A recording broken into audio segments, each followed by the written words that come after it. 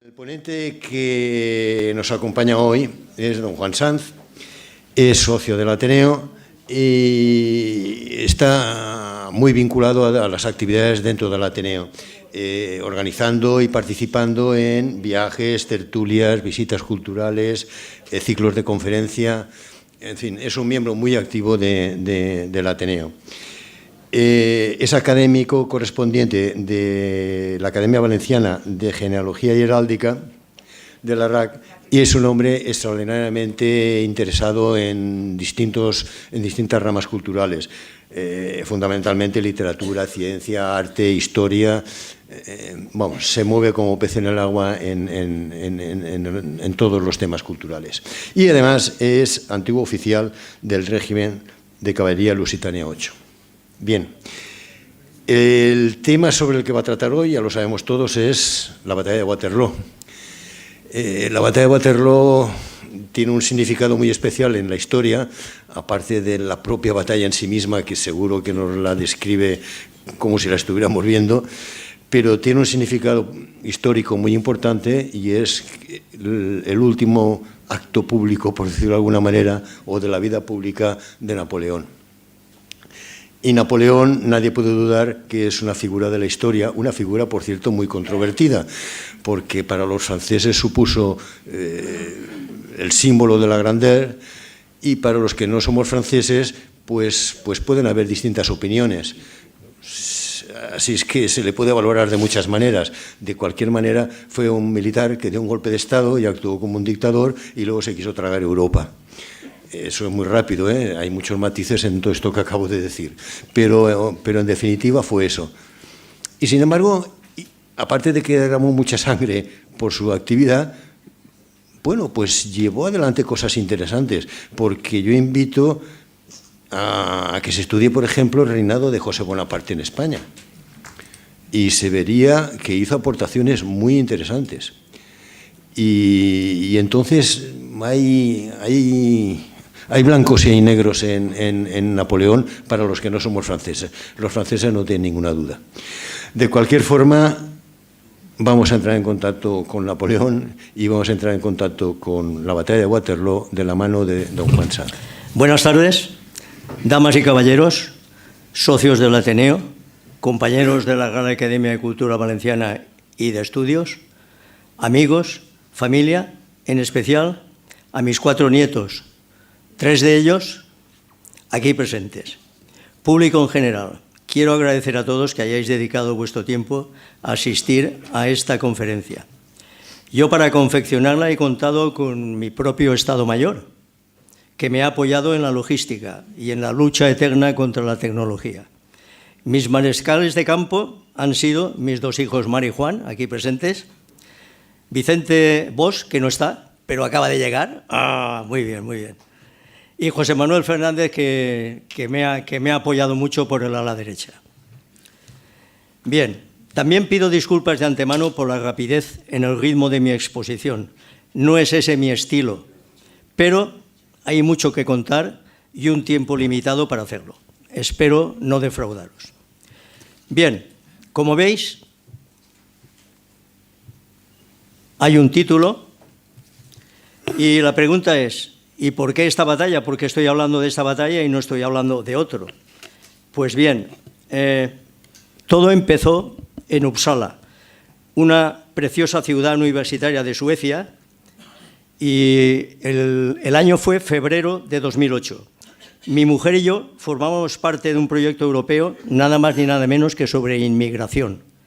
Y había 4 países, que era España, Suecia, Grecia e Italia, y a España la representaba Valencia.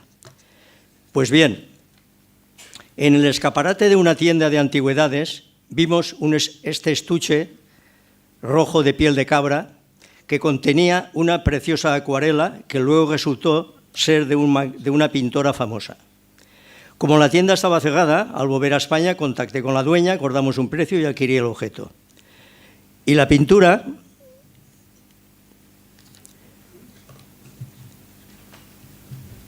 este casaca roja, británico, posiblemente inglés, un soldado de aspecto sonrosado y el pelo a lo Tintín, resultó ser un teniente. ¿Y por qué es un teniente?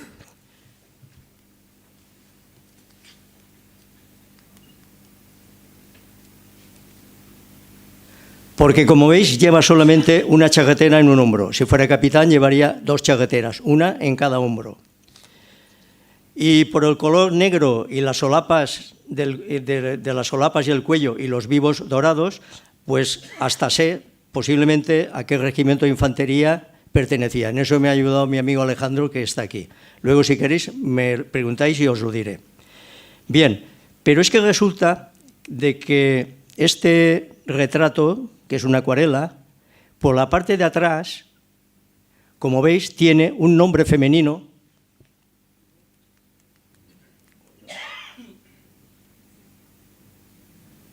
con una fecha, 1815, que corresponde a la batalla. Y además aquí hay también una serie de letras, las cuales no hemos conseguido descifrar ni siquiera con la ayuda de mi amigo el paleógrafo, Jesús, que ya os dio una charla la semana pasada, pero yo creo que aquí se lee Fitzroy. Y posiblemente aquí diga el 6 de febrero, que como sabéis los ingleses dicen Sith. Bien, entonces, al ver la fecha de la batalla, 1815, y como daba la casualidad de que por motivos del proyecto íbamos 3 veces al año a Bruselas, visitamos el campo de batalla y aquí empezó todo. Pero es que además tiene un subtítulo.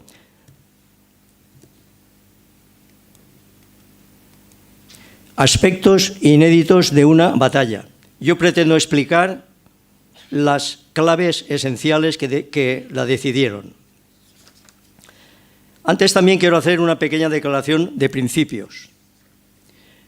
Trataré de ser objetivo. Yo con los franceses y con los ingleses no digamos que tengo una relación de amor-odio, sino más bien de encuentro y de desencuentro. Pero en el fondo los admiro porque los ingleses son ingleses y los franceses franceses. Ojalá los españoles nos pasara igual. Pero sobre esto solo quiero hacer hincapié en una frase del conde de Aranda, que falleció antes de la Guerra de la Independencia y que dijo: por sus intereses considero a los ingleses los peores enemigos y a los franceses los peores amigos. Bien, otra cosa que os quiero, otra puntualización. Waterloo. Waterloo, si hacemos una encuesta por ahí, todo el mundo dirá que se pronuncia así, en inglés, Waterloo. Pues bien, no es una palabra inglesa, es una palabra neerlandesa y significa lugar del agua. Su pronunciación actual y universal no es correcta y es una muestra de la supremacía del mundo anglosajón. En neerlandés, con el acento neerlandés, se dice Waterloo, con el acento. Yo soy incapaz de reproducirlo. Otra puntualización.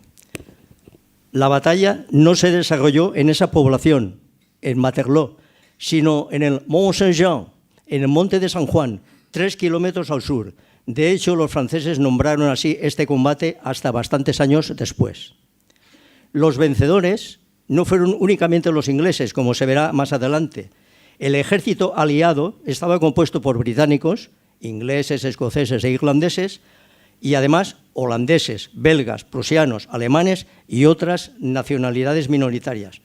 Y por último, no hubo una sola batalla, la de Waterloo, sino que la principal estuvo precedida por otras cuatro, ahora mejor, como luego veremos. Gracias.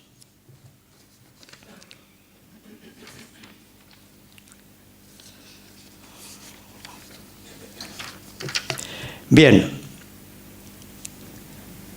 el guión va a ser lo siguiente. No se puede hablar solamente de lo que es la batalla, sino que hay que hacer una presentación de personajes, unos antecedentes, una composición ligera de los ejércitos beligerantes, las acciones previas, que estamos en el año 1815, y luego ya vamos a hablar de la batalla, el momento decisivo, el final, etcétera, etcétera, etcétera. Vamos a empezar, pues, por la presentación de personajes. Napoleón. Debemos recordar que Génova había vendido la Rebelde de Córcega a la Francia borbónica en 1765. 4 años más tarde, en agosto del 69, Napoleone de Bonaparte nació en Ajaccio, Córcega, en una familia de 8 hermanos, 5 varones, y como siempre había destacado en matemáticas, eligió la artillería como arma. Yo he hecho una selección de imágenes que reflejen cada momento. Como veis aquí, en este cuadro de David, Napoleón no tiene una actitud demasiado optimista. El siguiente personaje, Duque de Wellington, tampoco era inglés, nacido en Dublín, Irlanda, en el mismo año que Napoleón, una de las personalidades más notables de la historia europea del siglo XIX y uno de los héroes más aclamados en el Reino Unido, junto con Nelson y Churchill. Luchó contra los franceses en la Guerra de la Península. Ellos le llamaban la Guerra de la Península, los franceses le llamaban la Guerra de España. Nosotros llamamos la Guerra de la Independencia. Los catalanes, como no le pueden llamar así, se inventaron el término la Guerra del Francés y nos lo quieren meter aquí en Valencia. Yo le llamo la Guerra de la Independencia. Pues bien, luchó contra los franceses al frente de tropas hispano-anglo-portuguesas como comandante del ejército británico. Su arma era la infantería y los veteranos españoles le llamaban el narigón, por su perfil prominente. Hay quien cree que no era un genio militar y que en esta batalla explotó al máximo la virtud británica de agarrarse al terreno hasta que llegue la ayuda, que es lo que pasó. Siguiente personaje, todo un carácter. Blücher nació en Rostock, ducado de Mecklemburgo, en diciembre de 1742. Prusiano, belicoso, inteligente, partidario de la acción directa, combatía en primera línea, querido y respetado por sus hombres. Como buen oficial de caballería de aquella época, era amante del vino, la ginebra, las apuestas y las mujeres. Su odio a los franceses fue decisivo para apoyar a Wellington. Era un hombre de palabra, lleno de vitalidad hasta el día de su muerte. La batalla no se habría ganado sin él. Cuando visitó Londres tras la victoria de Waterloo, dijo: «Esta es una ciudad maravillosa para saquearla». Lo dijo así. Hay otros personajes. Este de aquí. Este personaje desempeñó un muy importante papel en la batalla, pero con vuestro permiso no voy a desvelar su identidad hasta el final. Acordaros de su cara. Antecedentes. Tras la desastrosa invasión de Rusia en 1812, tuvo lugar una de las más terroríficas retiradas de la historia militar, donde el ejército francés perdió 300.000 hombres. Napoleón abdicó el 6 de abril de 1814, renunció a sus derechos hereditarios y fue confinado en la isla de Elba. ¿Qué está aquí? Eso de ahí es la isla de Elba, con una escolta de 1.026 soldados. Allí estuvo 9 meses, mal vigilado por su carcelero británico, Sidney Campbell. Entonces, aprovechando que este hombre tenía un amante en Italia, pero dijo que se iba al médico, además lo dijo así, que me voy a una visita al médico, se fue a Italia y cogió Napoleón y el 26 de febrero de 1815 abandonó la isla con sus hombres, desembarcó cerca de Cannes.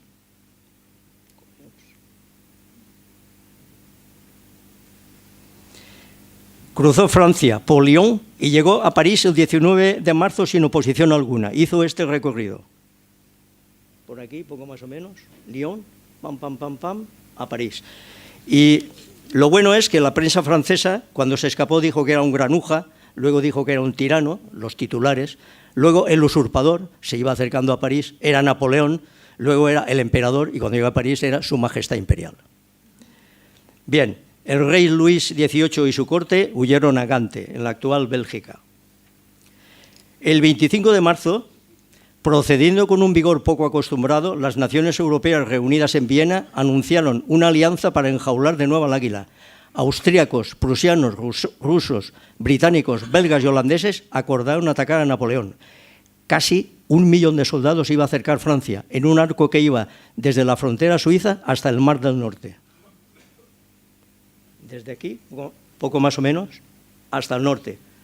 Los austríacos y los rusos iban a atacar por aquí, los prusianos y los aliados por el norte. Wellington fue nombrado jefe de las fuerzas combinadas y aunque siempre había derrotado a los mariscales franceses durante 5 años en España y Portugal, nunca se había enfrentado directamente al emperador. El emperador, tenía 2 opciones: adoptar una posición defensiva, cosa que no iba con su carácter, o tomar la iniciativa, lo cual hizo. Para ello, y ante su inferioridad numérica, decidió atacar a los aliados antes de que entraran en posición, para derrotarlos 1 a 1. Estamos hablando de 200.000 soldados franceses frente a cerca de 1 millón de soldados aliados. Dispuestas contra él estaban las fuerzas anglo-holandesas de Wellington con su cuartel general en Bruselas.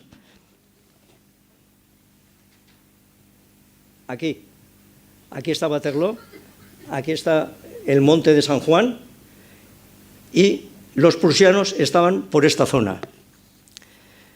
55 kilómetros al sudeste se hallaban los ejércitos prusianos que mandaba el mariscal Blücher, concentrados alrededor de Namur. Aquí, unos ahí y otros aquí. Pues bien, el goce de unión entre los 2 ejércitos era el punto débil por donde atacaría para luego vencer a cada uno aisladamente. Voy a hablar ahora rápidamente de la composición de los ejércitos beligerantes y de la motivación que tenía cada uno. El ejército británico, la infantería estaba compuesta un 30% de irlandeses y la oficialidad con un 25% de escoceses. No contaba con reclutas, sino con voluntarios que firmaban prácticamente de por vida, 21 años. Sus soldados eran unos excelentes profesionales que día tras día, semana tras semana, mes tras mes, se pasaban el tiempo practicando las formaciones de combate, el orden, la disciplina y familiarizándose con las armas. Sabían que si permanecían en línea y realizaban lo aprendido, nadie podía resistirles. Ante la caballería enemiga formaban los famosos cuadros. Sus fusiles estaban adaptados para disparar munición francesa. Su caballería posiblemente la mejor de Europa, y su artillería era muy efectiva. El ejército francés era una mezcla de regulares y soldados de reemplazo. Suplía el entrenamiento y la experiencia por el entusiasmo y el patriotismo.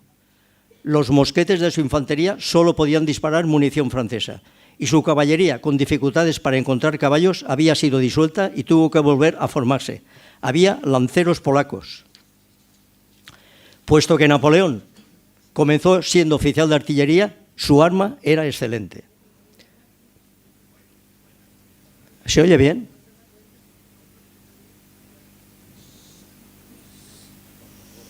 ¿Sucede algo? Bueno, el ejército prusiano estaba en completa revisión, tácticas desfasadas, equipo obsoleto, oficiales viejos. En Waterloo abundaban las unidades inexpertas, repletas de reclutas, pero llenas de moral y altamente motivadas por el odio a los franceses. Los prusianos odiaban a los franceses. El ejército de Bélgica y Holanda, teniendo en cuenta que en los últimos años estos 2 países habían sido ocupados por Francia, sus unidades habían servido a Napoleón y eran de dudosa lealtad. Su logística complicada, disponían de una asombrosa variedad de armas que disparaban municiones de distintos calibres. Pues bien, estos son los ejércitos que lucharían en Waterloo. Acciones previas. Estamos en el año 1815. Como ya dijimos, hubo una serie de batallas. Napoleón tomó la iniciativa, inició la marcha el 15 de junio, desalojó de Charleroi a los prusianos y avanzó hacia Quatre Bras, que significa 4 caminos. Era por aquí.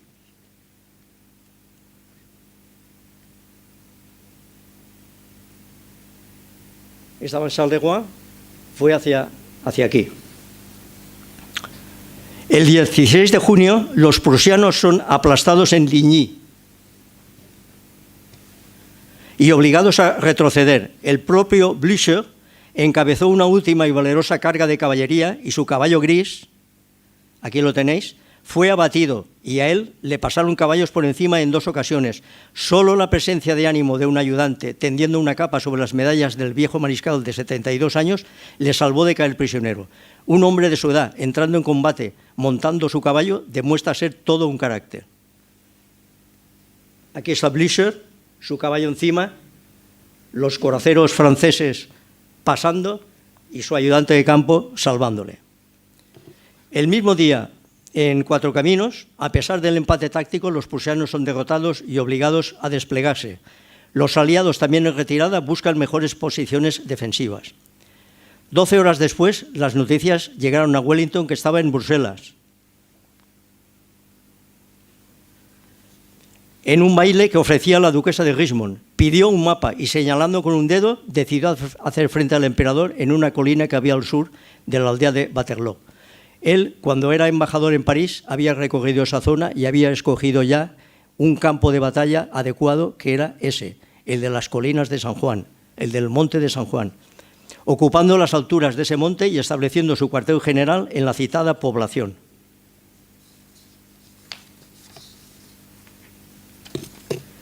...17 de junio, sábado, la tarde de ese día, eso es importante, se desencadenó una de las más terribles tormentas que se hubiera visto nunca. En ese terreno embarrado era imposible maniobrar para la infantería y sobre todo la caballería.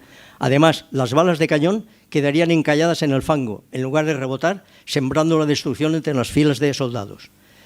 18 de junio, domingo, el día del combate. A las 6 de la mañana, Wellington salió de su cuartel general en Waterloo, cabalgando en Copenhague su corcel castaño. Le acompañaba un resplandeciente séquito de jinetes de vistosos uniformes, entre representantes de gobiernos aliados y oficiales de Estado Mayor. Vestía un cómodo traje de paisano y 4 escarapelas de Inglaterra, España, Portugal y Holanda, prendidas en su sombrero, indicaban su elevado rango. Llegó a lo alto de la loma de San Juan, estableció su puesto de mando bajo un olmo solitario. El árbol de Wellington ha desaparecido. Los cazadores de recuerdos lo han destrozado y se lo han llevado pedazo a pedazo, y ordenó desplegar su ejército combinado. Pero mientras tanto, Napoleón había empezado a cometer errores. En primer lugar, había nombrado a Ney como jefe del ala izquierda de su ejército y segundo al mando, impetuoso y siempre heroico, probablemente no estaba capacitado para asumir la responsabilidad que recayó sobre él. Uno de los mayores defectos del emperador era el de dar vagas órdenes verbales. En campañas anteriores, Berthier, su hábil jefe de Estado Mayor, interpretaba sus deseos y los transformaba en instrucciones breves y precisas, y además los enviaba al frente por varios conductos, por si alguien lo hacían prisionero o alguien moría, para que llegara el mensaje a su sitio. Pero Berthier había muerto el 1 de junio en oscuras circunstancias, y eso resultó una de las peores calamidades sufridas por Bonaparte. Además, ignorando que los prusianos con Blücher a la cabeza se estaban reagrupando, reenvió un mensaje sumamente confuso a su mariscal Grouchy, que al frente de 33.000 hombres había sido enviado a Wavre. Aquí, veréis. La situación era que los aliados estaban aquí,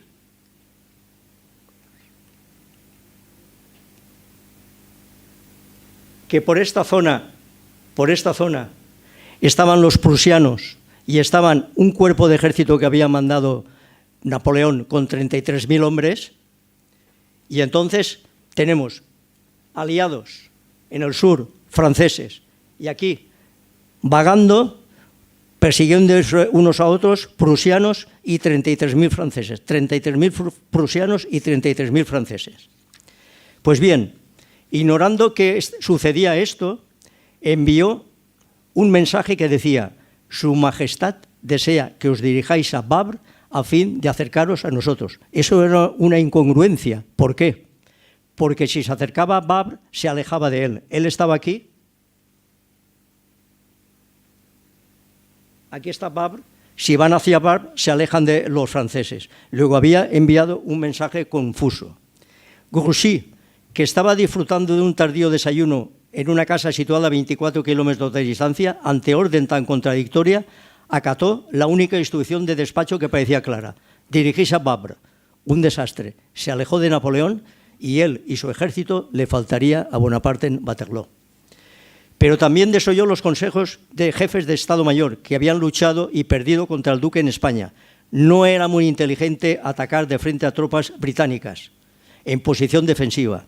Dijo que todos ellos habían sido derrotados por Wellington, le tenían miedo. Wellington era un mal general, él le llamaba el general Cipayo, porque había estado en la India, y los ingleses unos malos soldados. Y además dijo: todo este asunto no planteará más problemas que tomarse un desayuno. Así lo tenía previsto él. un poco de soberbia. Pues bien, temiendo que los aliados se hubieran retirado durante la noche e impaciente por atacar, hizo un reconocimiento del terreno y se informó de que el enemigo estaba al completo posicionado para iniciar el combate en los altos del Monte de San Juan. Satisfecho por la noticia, decidió esperar que se secara el terreno. Ordenó a sus tropas que hicieran sopa y acondicionaran sus armas. Desayunó tranquilamente y no dio orden de que se formara la gran batería hasta avanzadas las 11 de la mañana y no desencadenó su bombardeo hasta pasadas las 12. Bueno, aquí tengo que decir que los relatos contemporáneos ofrecen horas diferentes para el comienzo de la acción. Los relojes eran caros y los únicos que lo tenían eran los oficiales. Y la puesta en hora era a mediodía, cuando eran las 12, calculaban que esto estaba más alto, decían ahora está más alto, si no estaba nublado, y ponían ahora son las 12. Lo cual quiere decir que puede haber una diferencia pues, de aproximadamente 2 horas, pero la hora aceptada es de 12:30 a 1. El emperador disponía en Waterloo de 78.000 hombres, enfrentados a 70.000 anglo-holandeses. Considerando que Wellington no tenía intención alguna de pasar a la ofensiva y comparando la aceptada relación de 3 atacantes por un defensor necesarios para triunfar, las fuerzas parecían inclinarse incluso favorables a los aliados. Pero la balanza podía inclinarse de cualquier lado si Grouchy se unía a Napoleón o los prusianos contactaban con los británicos. El plano de la batalla. Aquí lo tenéis. El duque, mirad, aquí, en rojo están los aliados. Lo que está relleno es infantería y esto es caballería. Aquí están los franceses, igualmente infantería y caballería. Y estos son los prusianos, no habían llegado aún. Los prusianos estaban por allá, estaban lejos, a 30 kilómetros. El ala derecha, esto es el Monte de San Juan, el ala derecha aliada apoyaba en una granja castillo que era Hougomont, el ala izquierda en la Papelotte y el centro estaba en la Haya Santa. Napoleón estaba aquí en la Belle Alliance y aquí estaba su cuerpo de ejército. Esta era la situación. Os voy a explicar. La táctica de Napoleón era atacar el flanco derecho aliado por Hougomont para provocar que Wellington distrajera tropas del centro y enviara aquí, y entonces, al estar esto desguarnecido, atacar como un ariete por el centro, que es lo que le gustaba a él, y él calculaba que en 2 horas había liquidado la batalla. Esa era la táctica que tenía Napoleón. La táctica británica de Wellington era ver qué hacía el otro y aguantar a ver si llegaban los prusianos.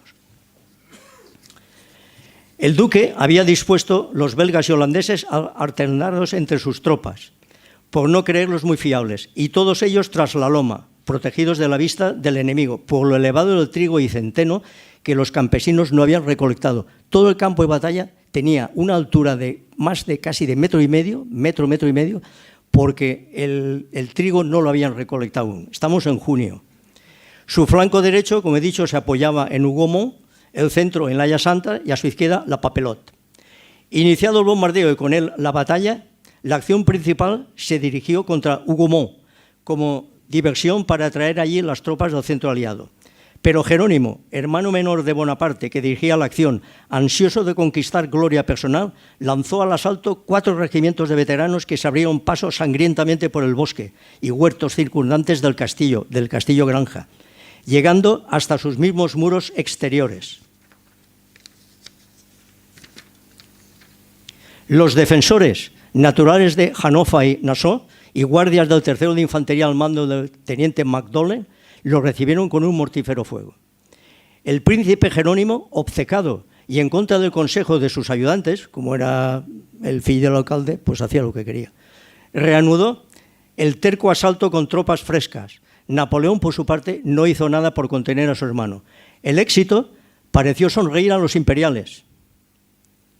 Un gigantesco subalterno apodado l'Enfonceur, el agollador, logró hundir parte del portón norte del castillo y penetró en su patio, seguido de un puñado de soldados. Los defensores arremetieron al arma blanca contra los invasores en combate cuerpo a cuerpo. 5 poderosos hombres del regimiento de guardias de Coldstream se arrojaron contra la enorme puerta y a fuerza bruta Consiguieron cerrarla y atrancarla con una pesada viga. Al poco no quedó un francés vivo en el patio. El único que se salvó fue un tamborilero que se quedó llorando en el centro y lo hicieron prisionero. Ahí tenéis a l'Enforceur en el momento que entra.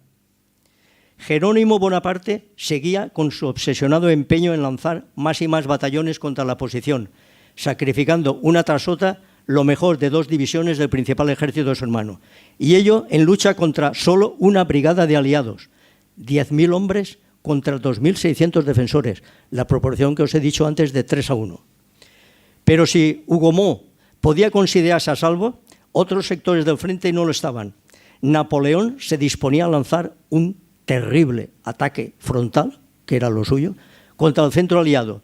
Previendo esto, el duque espoleó su caballo a través de los altos trigales hasta llegar a su puesto de mando, porque ambos habían visto que por la derecha, por la izquierda de Wellington y por la derecha de Napoleón, llegaban unas tropas que se veían oscuras, pero se confundía el azul francés con el negro prusiano. No sabían si eso que se acercaba era bueno o malo para cualquiera de ellos.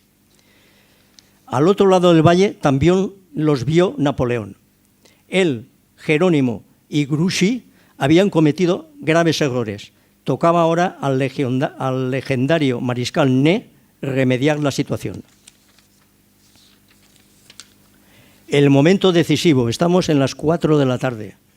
Se inicia un horrendo cañoneo francés para machacar al centro enemigo. Ni los más veteranos soldados recordaban nada igual.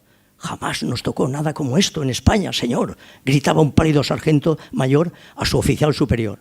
En efecto, el bombardeo imperial era el más poderoso que habían presenciado el mundo jamás. Desgraciadamente, para Napoleón, el terreno todavía estaba tan fangoso que las bolas se enterraban en el cieno en lugar de rebotar y solo levantaban sucios volcanes de lodo. La mayoría de los británicos se libró de sufrir varias bajas porque Wellington había ordenado el cuerpo a tierra, pero una brigada belgo-holandesa de la vieja escuela se empeñó en mantenerse erguida en el borde de la loma, donde sus guerreras azules y naranja eran fácil blanco para artillería. El fuego francés barrió sus compactas filas.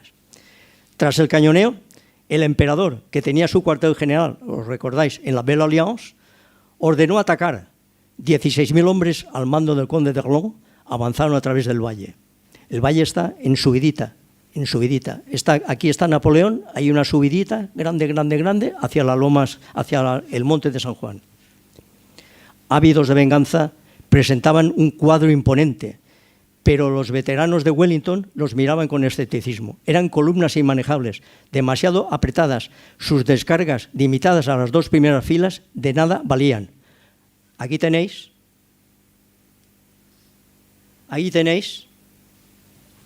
Esto hay un momento que hay que inclinarlo para que lo vean todos.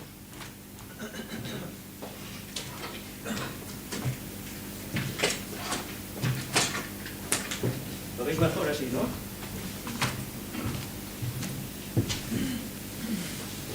Las columnas francesas, si atacan así, de frente solo las 2 primeras filas pueden disparar. El resto de hombres no hacen nada.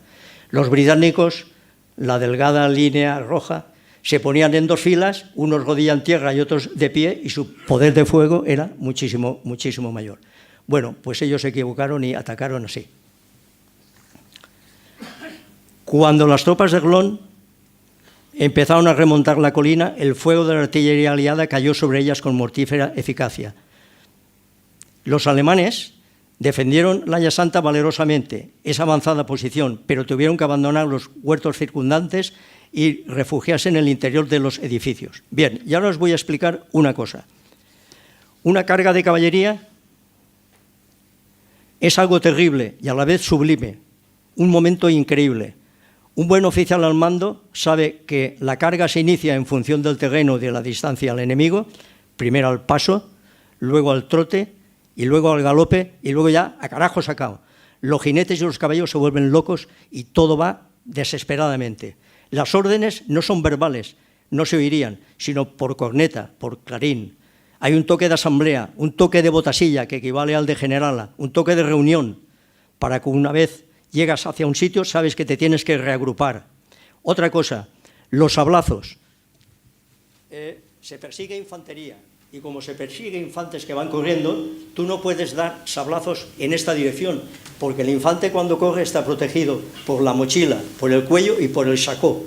¿Qué hay que hacer? Sobrepasar al infante y dar un sablazo de revés. Le das en la cara y los destrozos son enormes. Eso es lo que hay que hacer. ¿Qué tiene que hacer un infante? Pues un infante tiene que tenderse en el suelo. El caballo salta, no lo toca y además desde arriba de la silla el jinete no le puede alcanzar con el sable. Eso es lo que tiene que hacer un infante con experiencia. Las heridas las producían balas y los producían los sables. Las balas se podían extraer, pero cuando se incrustaban en la ropa, arrastraban ropa, producían infecciones. Si esa infección se producía en una pierna, había que cortarla. Si se producía en el cuerpo, morían por gangrena. O sea, que lo que hacían los oficiales y la gente que era rica se ponía, cuando entraba en combate, una camisa limpia de lino, confiando que esa camisa limpia, si en caso de caer herido, le preservara. Los soldados, ¿qué les pasaba? Cuando uno se enrolaba, le daban dos camisas. Una que la llevaba puesta toda mugrienta y la segunda que la había empeñado para gastarse en los minos y mujeres. Ese es el problema. Explicado esto de la carga, al llegar el primer cuerpo francés a la línea anglo-aliada, se enfrentó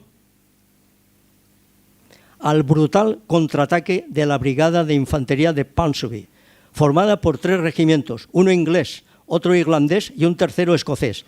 Este último era conocido como los Scott Greys, los grises escoceses, por sus caballos tordos y sus jinetes cubiertos con morrillones de piel de oso y armados con los terribles y pesados sables rectos. Su intervención con una carga que hizo retumbar la tierra fue fundamental para desbaratar el avance imperial. Si os dais cuenta, aquí se ve los ojos inyectados en sangre de los caballos, el bocado de los caballos que suelta espuma, los dientes. Veis que los soldados todos no van cubiertos, que algunos están descubiertos, porque con la velocidad de la carga uno pierde el casco o pierde el gorro que lleva. Los sables rectos están en alto. Veis que incluso hay un corneta que ha sido alcanzado, 2 han sido alcanzados. A la derecha hay un caballo que también ha sido alcanzado. Y por el suelo todo fangoso. Entonces, el choque de las espadas británicas contra los coraceros de Ney, llegados en apoyo de la infantería francesa, hacía pensar en 1 millar de herreros golpeando sus yunques a la vez. Gigantescos jinetes a lomos de gigantescos caballos hicieron retroceder y luego huir a la caballería gala más ligera. Los escoceses penetraban en las formaciones enemigas como un cuchillo en la mantequilla. Las cornetas tocaban a reunión, ¿os acordáis lo que he dicho antes? El toque seco, culminatorio, que ordena detenerse y reagruparse, pero nadie les escuchaba. Estaban ya desesperados, ya habían perdido todo. Era una locura. La legua Rattle del alférez Dixon enloqueció tanto como su amo, mordía y rasgaba cuanto hallaba en su camino. Causó más bajas al enemigo que el mismo oficial que la montaba. ¡Qué terribles! ¡Caballos todos! ¿Y cómo combaten?, exclamó Napoleón en su promontorio, desde donde dirigía la batalla rodeado por su estado mayor. El sargento Ewart logró capturar el águila del 45 Regimiento de Línea, los Invencibles. Otra águila más francesa fue conquistada. Los jinetes, ebrios de ímpetu, llegaron a la gran batería, la desbordaron hasta que fueron rechazados. La cifra de oficiales perdidos fue horrorosa y da idea de la dureza del combate. El teniente coronel Hamilton, con sus 2 brazos cortados, cabalgaba agarrando las riendas con los dientes. Cayeron todos los comandantes. Solo sobrevivió un capitán tras perder 5 caballos en 20 minutos. Tanto heroísmo derrochado hizo que el ataque de Erlon fracasara. 5:30 de la tarde. En Les Champs, la Haya Santa, la legión germana del rey había resistido con extraordinario valor, pero estaban escasos de munición. Había comenzado el día con 60 cartuchos por cabeza, ya solo les quedaban 4 o 5. Los hombres, envueltos en una tormenta de fuego, se vieron obligados a retirarse para no verse rodeados. Los franceses penetraron finalmente en la posición. De 376 heroicos defensores, solo 43 escaparon con vida. Les Champs había caído.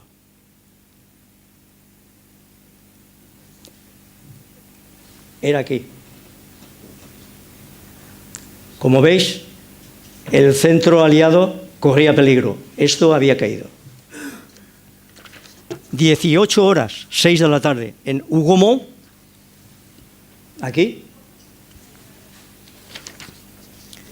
La situación era crítica. Las llamas consumían el complejo con furia. Sobre los defensores caía un fuego despiadado de mosquetería. Ante la situación general de la batalla, Napoleón insistir en golpear al centro. Era un aporreador, él iba a lo suyo. Del dispositivo del duque para forzar la derrota aliada, pero Wellington había dispuesto sus tropas en cuadros escalonados en Damero.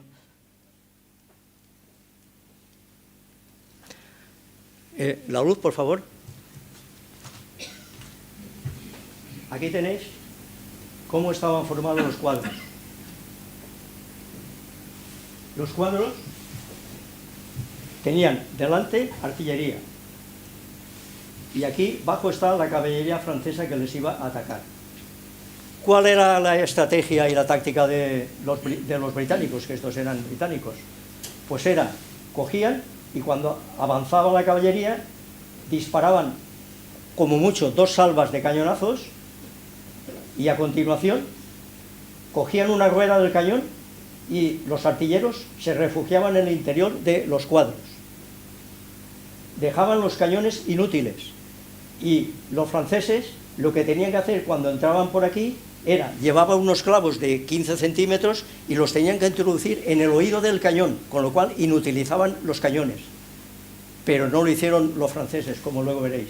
Y entonces estos cuadros formados en Damero, y como ahora os voy a explicar aquí, la caballería francesa llegaba y no podía hacer absolutamente nada. Porque, ¿cómo se formaban estos cuadros?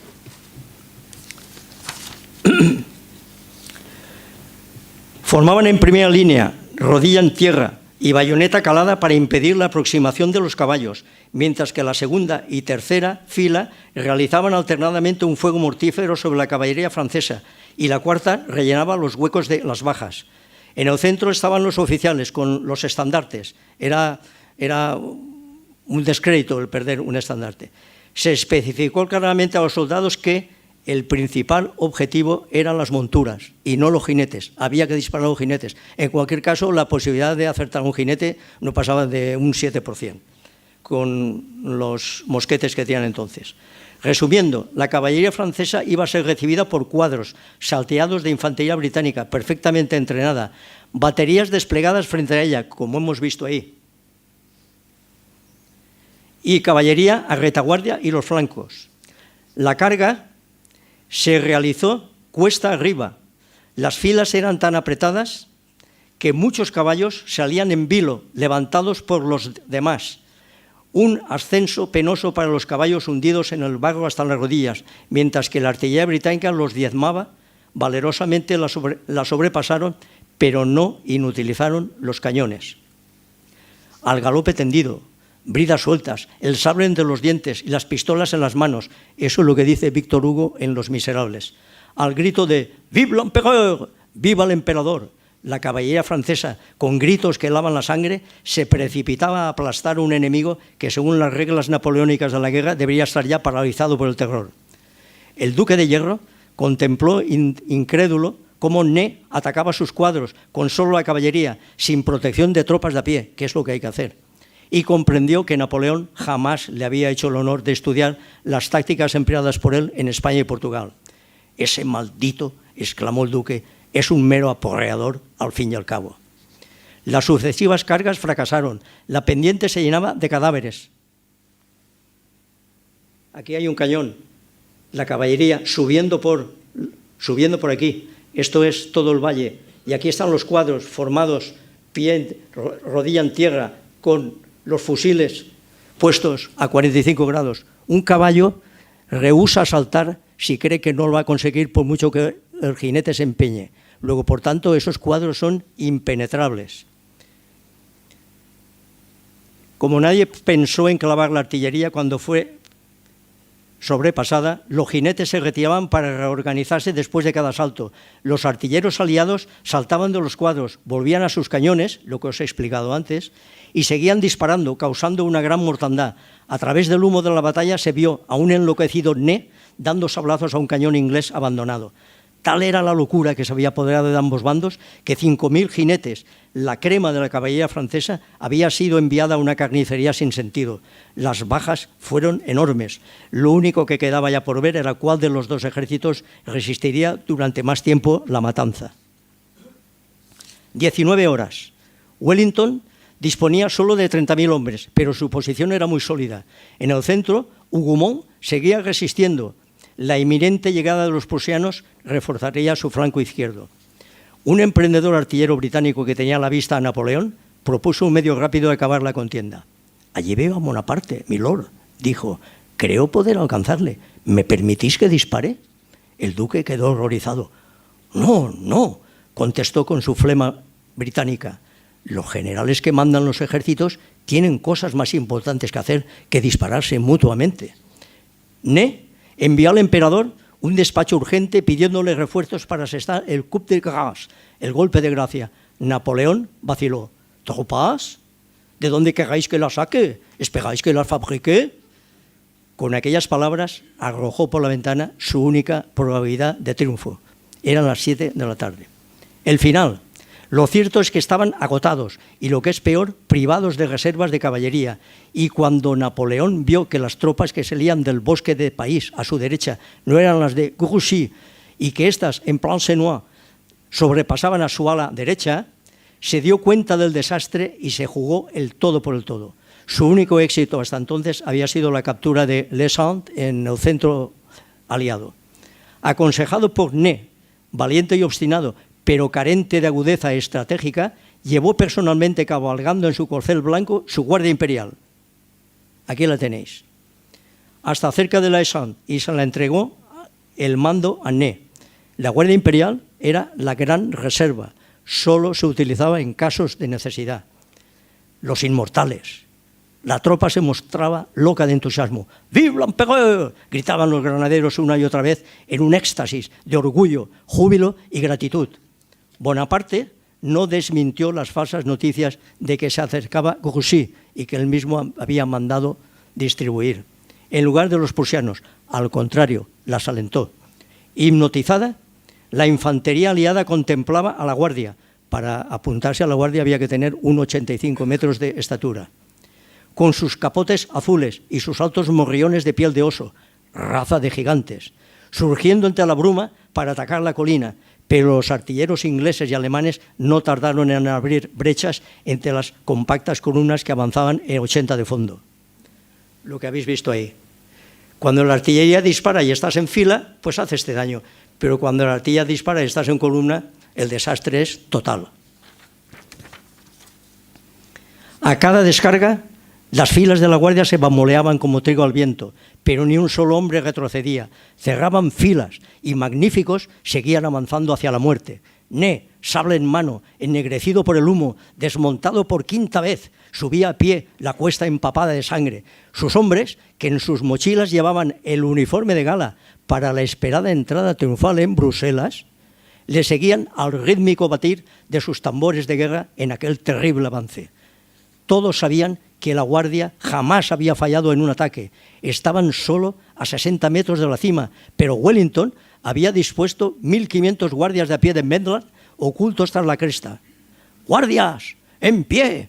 ¡Apuntad! ¡Falla! ¡Fuego!». Cayeron 300 guardias imperiales a la primera descarga. Estas se repitieron de frente, por los flancos. La carnicería era horrible. La guardia vaciló. Y luego retrocedió por primera vez en su vida. Escribió el último capítulo de la épica napoleónica y entró en la leyenda. Cuando la terrible verdad se alzó ante el resto de las fuerzas francesas, ya desmoralizadas por sus derrotas anteriores, se levantó un grito de horror, tal y como jamás se había oído entre ejércitos imperiales. «La garde recule, sauf qui peut». La guardia retrocede, sálvese el que pueda. La grandeur de la France, deseosa de dar un toque de honor a tal desastre, creó la leyenda de que el general Cambronne, que está aquí, dijo en el fragor de la batalla: «La garde meurt, mais ne se rend pas». La guardia muere, pero no se rinde. Pero lo que realmente dijo fue: una palabra que no necesita traducción. ¡Merde! Investigaciones actuales dicen que no dijo ni uno del otro, porque lo habían cogido prisionero antes. Los prusianos, con el viejo mariscal a la cabeza, llegaron por fin al campo de batalla. El ala derecha imperial empezó a flaquear bajo el fuego cruzado de Blücher. 8 de la tarde. Los restos del ejército napoleónico vacilaron, se desmoronaron y finalmente comenzaron a desbandarse. El duque agitó 3 veces su sombrero, lo veis aquí, ese sombrero que llevaba una escarapela española, hacia los franceses, y a esa señal todos los aliados comenzaron la persecución del enemigo. Napoleón trató de contener el torrente de tropas en desbandadas, pero fue imposible. Solo un regimiento de la Garde abandonó el campo en majestuosa formación ante el asombro de los ingleses. Bonaparte intentaba huir en su magnífico carruaje azul y oro. Oyó acercarse a los prusianos y huyó en su corcel blanco. Aquí veis a la artillería huyendo a la izquierda. Veis cómo la guardia está intentando contener a todos los que huyen. Napoleón baja de una berlina, sube en su corcel blanco y aquí están sus ayudas, sus mariscales de campo, ayudándole a huir. Esa berlina la capturaron los ingleses, fue a parar al Museo Tussauds de Londres, pero se incendió en 1929, no la podemos ver. Era casi de noche cuando Wellington salió a caballo a encontrarse con aquel magnífico tipo que había prometido llegar a tiempo a Waterloo. Aquí lo tenemos. Aquí está Blücher, aquí está Wellington.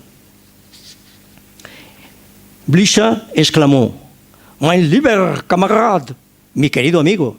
Luego se pasó al francés, único idioma común, y dijo: «Quelle affaire», qué asunto. Y como el encuentro tuvo lugar en la Belle Alliance, el mariscal propuso: «Bello nombre para darlo a una batalla». Aquí tenéis el nombre de la Belle Alliance. Pero el duque no respondió. La persecución de los restos del ejército francés se dejó en manos de los prusianos. Von Gneisenau comenzó una sangrienta cacería a la luz de la luna. No hubo tregua ni cuartel. Fue la mejor noche de mi vida, dijo von Gneisenau. Para Wellington fue la peor. El campo de batalla estaba atestado de cadáveres. 45.000 hombres y 10.000 caballos yacían muertos, heridos o moribundos. Fueron despojados por los ladrones mientras las mujeres buscaban a sus maridos o amantes y en días siguientes enterrados desnudos en fosas comunes. Había que reutilizar los uniformes. El espectáculo era dantesco. Los británicos tuvieron 15.000 muertos, los prusianos y belga-holandeses 10.000 y los franceses 25.000. Bueno, y yo os he dicho antes que había una figura, os he dicho que había una figura antes, un personaje. Y la pregunta que hago yo ahora es, pero ¿y España? ¿Acaso no estuvo presente en la batalla que decidió la historia de Europa? Pues bien, aquí tenéis a este personaje que es el general Álava.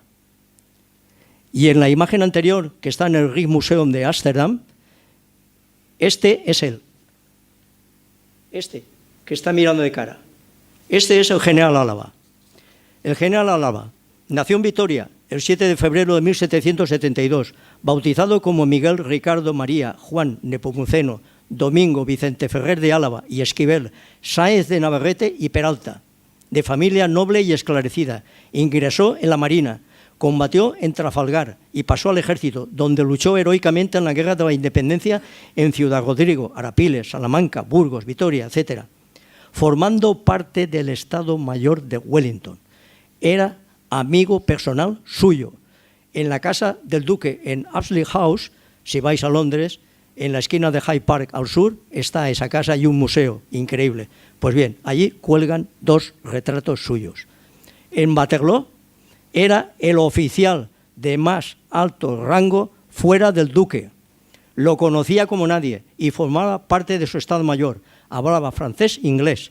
Y lo más importante, Wellington sabía que tomaría decisiones perfectamente alineadas con las suyas y que no daría orden alguna sin contar con su consentimiento y en contra de su pensar.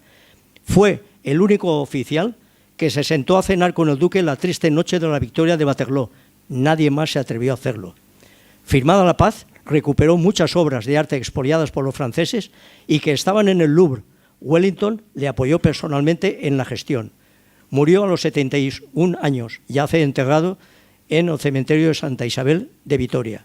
Pues bien, si os preguntáis dónde estuvo España en Waterloo, ahí estuvo. Ahí estuvo. El principal luego de Wellington. Pero eso nadie lo cuenta, y menos en España. Ahora lo sabemos nosotros. Algunos de aquí seguramente lo sabían. Volvemos a la batalla. El duque se hallaba en estado de shock emocional y casi todos sus camaradas se hallaban muertos o gravemente heridos. Solo él y el general Álava lograron salir ilesos, tanto en sus personas como en sus caballos, de todo el Estado Mayor del Lord. Y no se habían protegido en absoluto, no se habían escondido, se salvaron.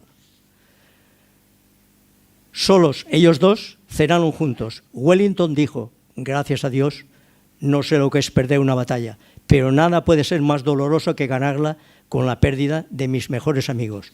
Redactó el parte de batalla, puso la fecha y el nombre de la localidad de Waterloo. Le sonaba inglés. Los ingleses se encargaron de difundirlo como propio y todos nos creemos que la batalla no había sido en el Monte de San Juan, sino en Waterloo. Europa pudo por fin respirar tranquila. Inglaterra se consolidó como potencia dominante durante al menos los próximos 100 años. Francia cedió su predominio y su ejército hizo un lamentable papel en las dos guerras mundiales que siguieron más tarde. Alemania se convirtió en nación y acabó provocando los dos conflictos antes citados. Y el nefasto Fernando VII se encargó de que España no levantara la cabeza, perdiera su imperio y pasara a ser una potencia de segundo orden. Epílogo. ¿Qué pasó después con los personajes? Napoleón, en Rochefort, a las 7 horas de la mañana del 15 de julio de 1815, se entregó al capitán Maitland del buque de línea británico Bellerophon. Fue deportado a Santa Elena, una isla volcánica perdida en medio del Atlántico, donde murió, probablemente envenenado, con arsénico, a las 17:50 horas del 6 de mayo de 1821, a los 52 años de edad. Según otros, de cáncer agravado por una sífilis terciaria.